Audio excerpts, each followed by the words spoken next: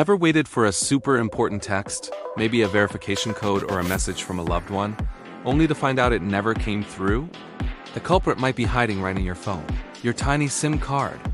A full SIM card can block new messages, and today I'm going to show you exactly how to fix it for good.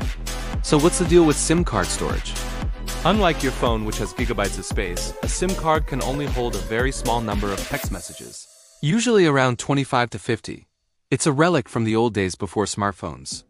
The SIM card full error pops up because even on modern phones, some messages can still get saved directly to the SIM instead of your phone's main storage.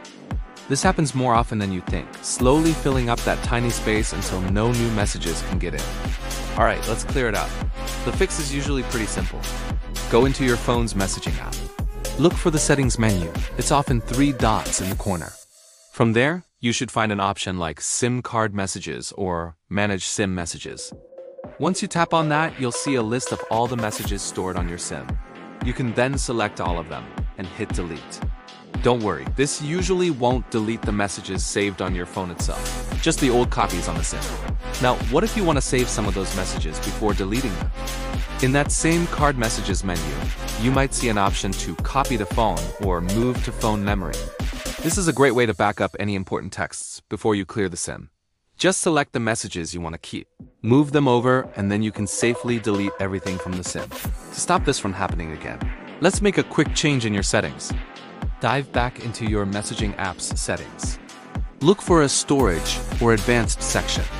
You should find an option to set the default message storage location.